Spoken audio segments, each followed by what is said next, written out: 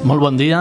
Avui és divendres, com tots els divendres tenim gent de Benidorm i com tots els divendres tenim protagonista nou. En aquest cas tinc així al meu costat a Pere Rostoll Agulló. En Benidorm els Rostolls són molt coneguts per allò d'aquest cognom, o aquest mal nom que es diu, que són escaveres. Pere, bon dia. Bon dia, Vicent. Bueno, doncs Pere té, si no m'ha informat mal, 66 anys. Propet de 66. Proper de 66. Lògicament està jubilat, està retirat. Pere avui ens pot contar coses d'un aspecte que fins ara no han tratat, així que era el tema de la banca en Benidorm dels anys anteriors i també, segur, moltes altres coses de les seves vivències en Benidorm.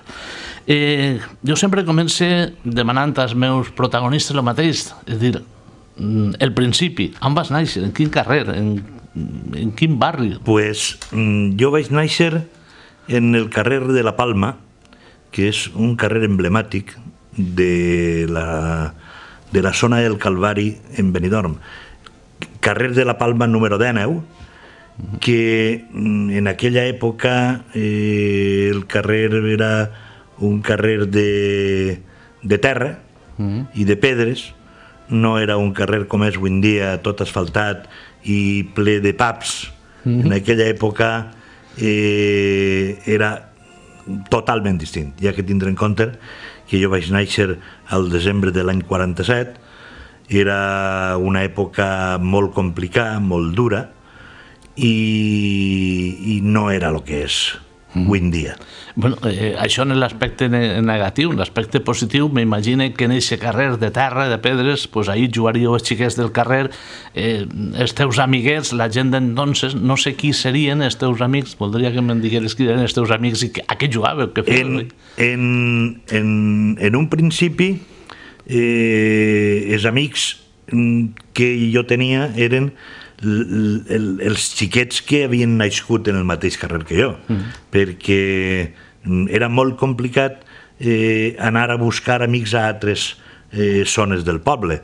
Entonces, els amics que jo vaig tindre en la zona on jo vivia, que era realment on jugàvem entre el carrer La Palma i el carrer del Molí, pues puc citar a Pepe el Tabarquí, puc citar a Domingo Balaguer Albado, citarem a Luis Iborra, Roque el Rayo, el meu cosí, Vicente el Samusero, Domingo el Cochero, Domingo de Besa, també se li coneix com a Domingo Setmana Santa perquè era un xic molt alt i li diem que era més llarg que la Setmana Santa i li vam posar Domingo Setmana Santa.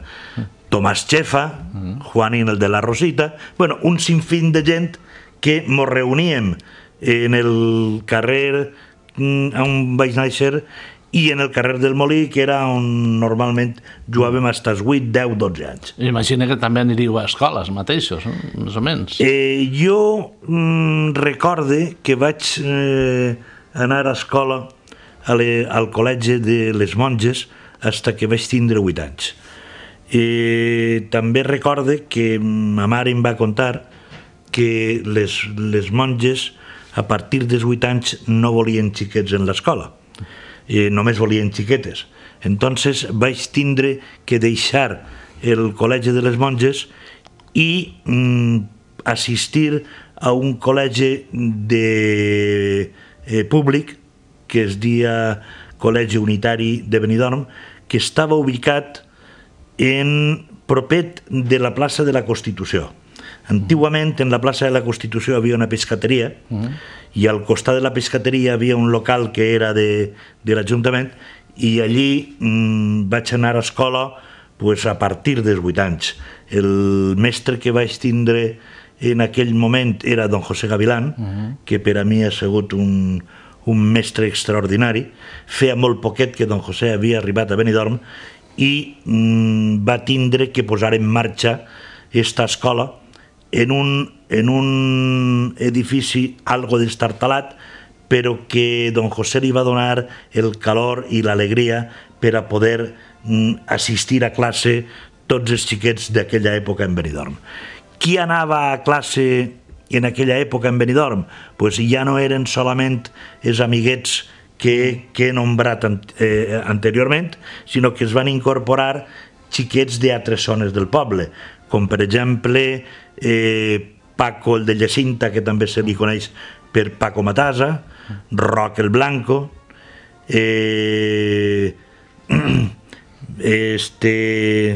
Pepe Pagès, Tomàs del Sagro, en fi, una sèrie de xicons del poble que ens vam integrar en aquesta escola unitària i érem xicons d'entre 8 i 10 anys. Per allí, Pere, el que no havia era pati de recreo. No havia pati de recreo. El pati estava on, en la platja? Normalment o anàvem a l'Alameda o anàvem al Torrelló. Però no havia pati de recreo perquè el carrer era un carrer molt estret i no havia possibilitat de jugar. Entonces, o bé anàvem, conforme he dit, al principi de l'Alameda, en la zona del Capricho, o bé al Torrelló. I allí pues, jugàvem al futbol, jugàvem als xapes, en fi.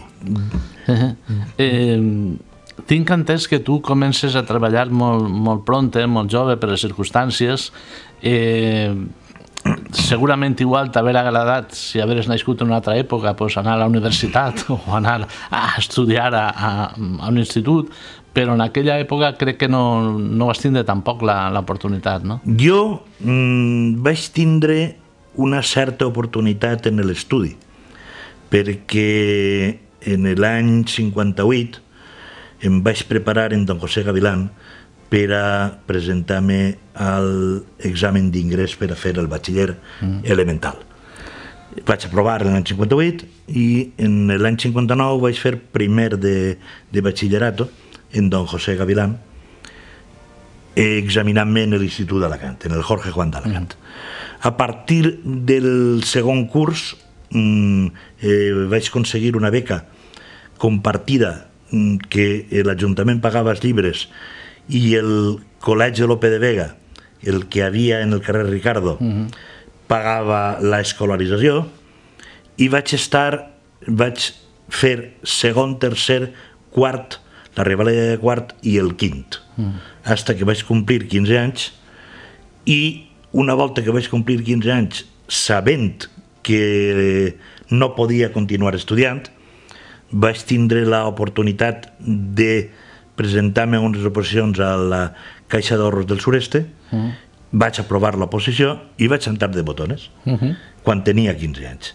I a partir d'ahir ja vaig deixar els estudis i vaig començar a treballar. Treballar de botones, què suposava en aquella època? Era el xiquet de recaos o fes alguna cosa? Era un poc de tot, perquè no solament era que a lo millor qualsevol empleat major que havia en l'oficina el demanava la possibilitat de que anares a per un cafè al bar d'enfront o que anares a comprar-li el bocadillo per a que no isquera a almorzar perquè a lo millor havia molta feina, o anar a comprar el periòdic. També tenia la funció d'entrar mitja hora antes que els demés i encendre en hivern la calefacció. La calefacció que teníem en l'oficina era d'escorfa de melda i havia que posar-la en marxa 20 o 25 minuts antes de l'hora d'arribar del resto dels empleats. I a part, durant les hores de treball, anaves ensenyant-te algunes faenes de lo que era el treball en si, perquè de lo contrari es quedaries com un botones tota la vida. Entonces no era la faena de botones, era la faena de botones i una miqueta més. Ja començaven a donar-te saber com se feia un ingrés o com se feia qualsevol altra cosa.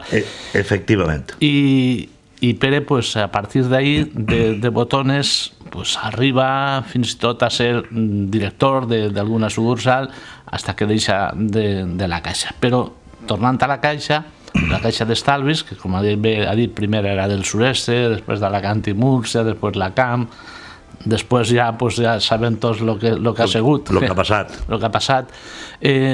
Què recordes d'aquella època de la gent que anava? Perquè quan tu vas començar en la Caixa, hauria 2 o 3 entitats, no? Quan jo vaig començar en la Caixa en maig del 63, en Benidorm no havia oficialment ninguna entitat financera. La única entitat financera que tenia permís per a treballar en Benidorm era la Caixa d'Ahorros del Sureste i, per supost, la Caixa Postal, que la Caixa Postal era un servici més de correus. Recorde que en aquella època el resto d'entitats bancàries que havien en Benidorm eren corresponsalies d'Alacant. No tenien la facultat per a operar intrínsecament en Benidorm. Recorde, per exemple, que tenia una corresponsalia el Banc Central, que estava en l'Alameda, molt propet d'on estava la Caixa del Sureste.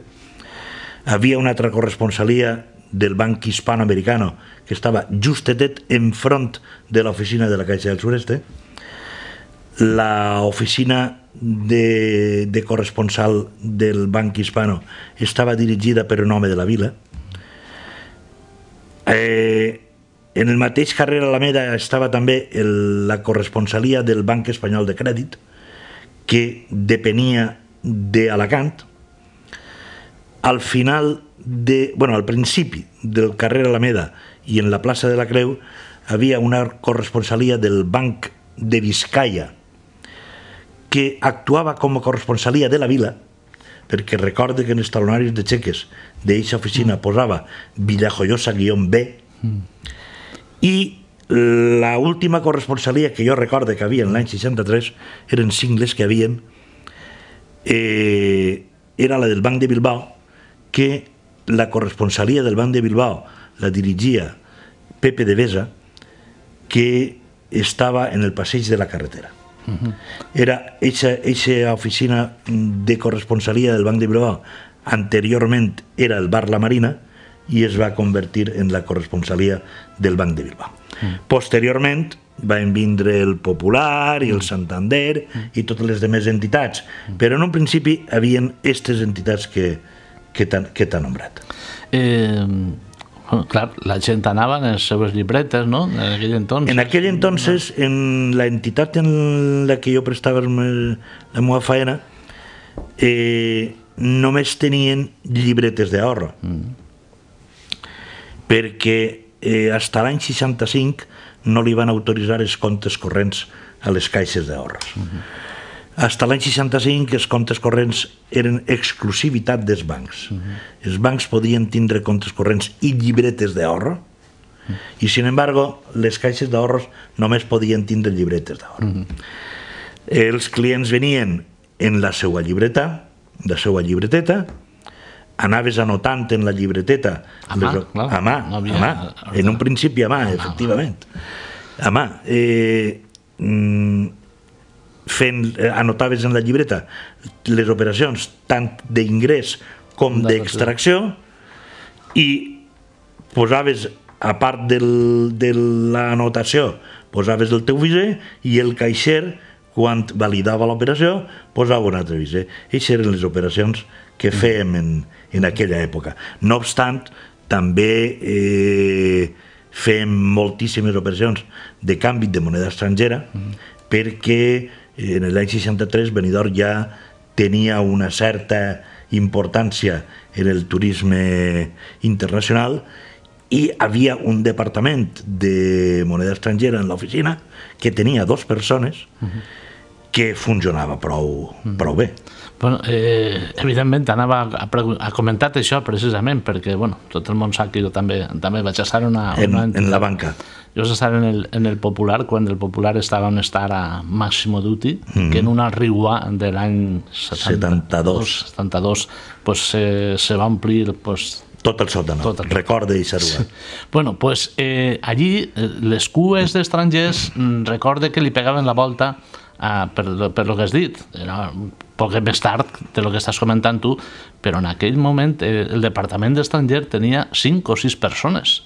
O sigui, només per a canviar n'havien dos fent les operacions, n'havia un altre només que es dedicava a arreglar la moneda i a passar els xeques per una màquina, una endossadora que n'havia i tal. Vull dir, allò, en l'arribada de l'euro ha desaparegut, però en aquell moment jo crec que tenia una importància a Benidorm, possiblement fora dels llocs d'Espanya on més moneda es canviava, no? És probable que fora un dels llocs d'Espanya on més moneda estrangera es canviara, perquè teníem l'afluència de visitants estrangers i així venien en les seues xequeres de divisa del seu país, i entonces venien a les entitats financeres, entitats bancàries, a canviar el seu xeque o la seva moneda per la moneda espanyola. Aquells xeques de travel checks, que travel checks, efectivament. Xecs de viatge, i també marcs, francs, lliures, sobretot, i bueno.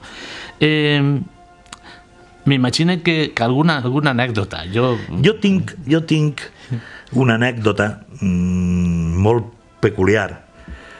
Va ser, aquesta anècdota és 4, 5 o 6 anys després d'haver entrat jo a treballar en la Caixa. Recordo que un dia, a la nostra oficina, com és natural, no solament havia un departament estranger que era molt important, sinó que també havia un altre departament per a atendre les cartilles d'ahorro del resto de caixes d'ahorros d'Espanya, perquè havia molta gent que venia al poble en la seva cartilleta de la seva caixa d'ahorros del seu poble o de la seva regió, i venia a la caixa d'ahorros que havia en Benidorm a traure diners.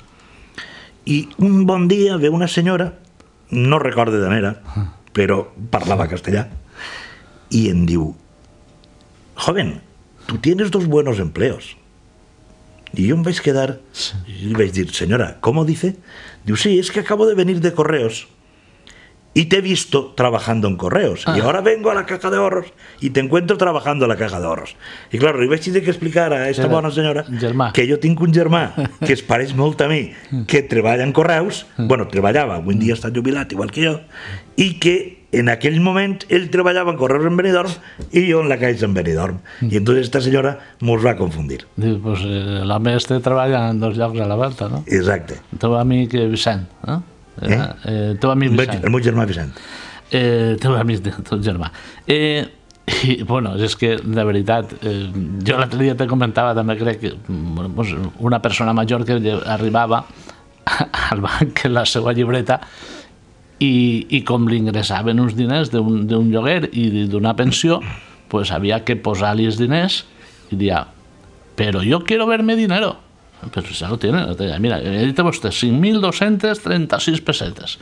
No, però jo és que el vull veure. On està? Tenien que traure 5.000 pessetes de la caixa, ensenyar-los: mira, aquestes sí, les tenim guardades, vale? Ah, molt bé, ja estic tranquil. O sigui, coses curiosíssimes, no? Molt curioses. Curiosíssimes. Però, després de Benidorm vas estar en el racó, no? Vaig estar, sí, en l'any 71 vaig estar durant 18 mesos dirigint l'oficina del racó, que era una oficina urbana que tenia la Caixa del Sureste en aquella època, i allí atenia de la mateixa forma que atenia les operacions en l'oficina principal, les atenia en l'oficina del racó.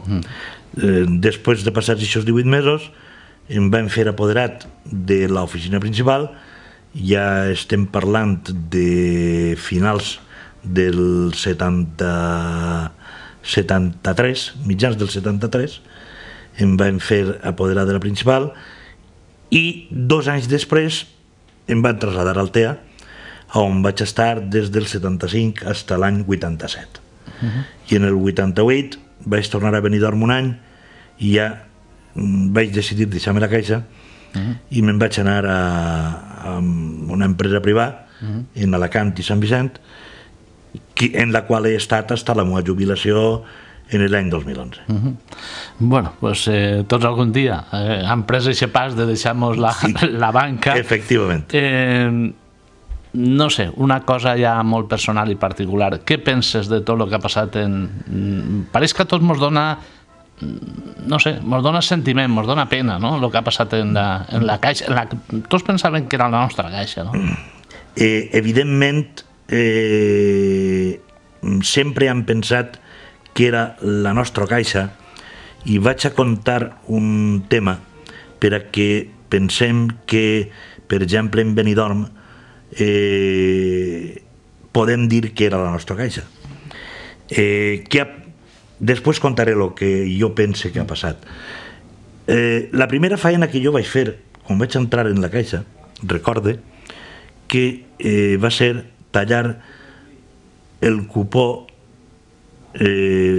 últim vençut d'una emissió de títols emitida per l'Ajuntament de Benidorm en l'any 56 o 57. L'Ajuntament de Benidorm va fer un emprèstit municipal per valor de 5.400.000 pessetes. Quina va ser la raó d'aquest emprèstit municipal? Pues financiar les obres per a la canalització de l'aigua des de Polop a Benidorm. Qui va comprar aquests títols de 1.000 pessetes cada un? Pues la Caixa d'Ahorros del Sureste va comprar 4,5 milions de 5.400.000 pessetes. L'emissió es va fer a 50 anys, a un tipus d'interès del 5,5%. Les restants 900.000 pessetes fins al total de l'emissió es van adquirir per particulars. Recorde que en aquell entonces va haver una empresa que estava ubicada en la Cala, que treballava moltíssim en la Cala, que era l'empresa Gargallo, que va adquirir 300.000 pessetes. 300.000 pessetes en l'any 57 era una cafissada de bitllets. Una altra empresa que estava ubicada en la finca Los Madroños, que està en la zona on està l'autopista avui en Benidorm, que era de don Federico Martínez de Prado, va adquirir 50.000 pessetes. Tots els compradors de xalets de la Colònia de Madrid van comprar una acció cada un de 1.000 pessetes, i les restants 300.000 pessetes es van adquirir persones significatives del poble, que la llista és molt llarga i algú només s'hi oblidaria. Entonces, lo que vull dir és que la Caixa d'Ahorros entonces a l'Ajuntament de Benidorm li va dir, vale, jo adquirisc el 80% d'eixa emissió de crèdit per a que el poble de Benidorm tinga la conducció de l'aigua des de Polop a Benidorm. Per això pensem que la Caixa era de nosaltres, perquè així en Benidorm la Caixa ha fet molt i bo, va fer molt i bo per a este poble. Bueno, pues... Què ha passat en la Caixa? Pues jo ho desconec, no voldria dir alguna qüestió que poguera danyar a alguna persona, però pense que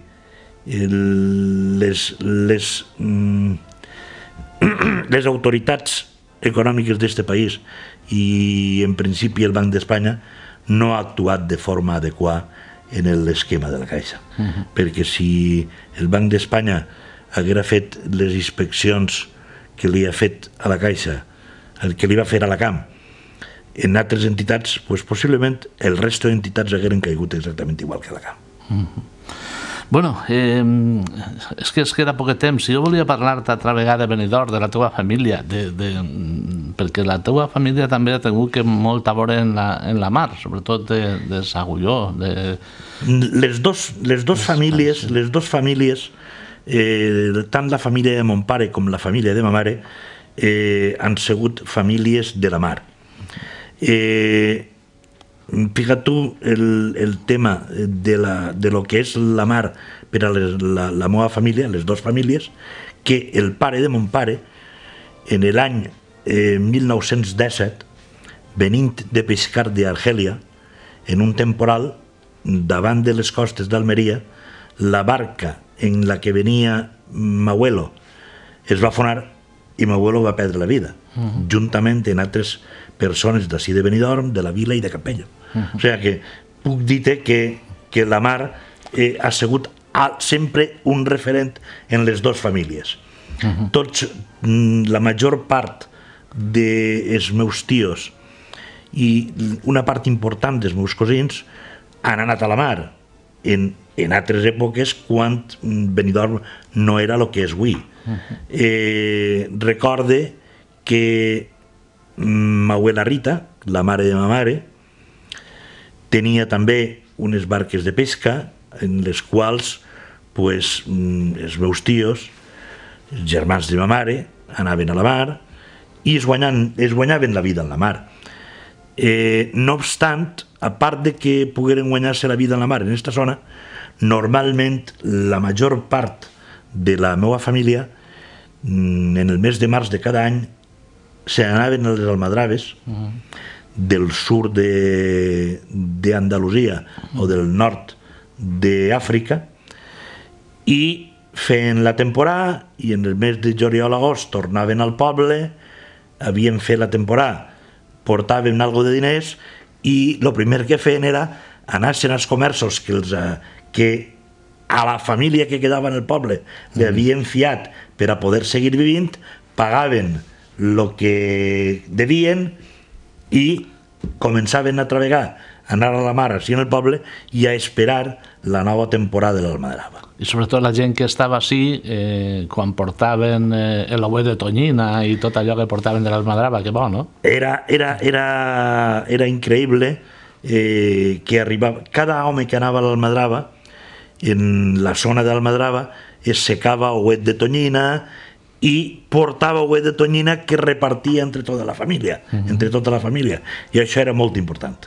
Això era molt important. I també ja pràcticament a les festes del poble, jo no sé si en un parell de minuts me pots contar alguna anècdota de les festes, de lo que recordes de menut o de quan eres jove de les festes. Jo recorde de menut les festes que eren...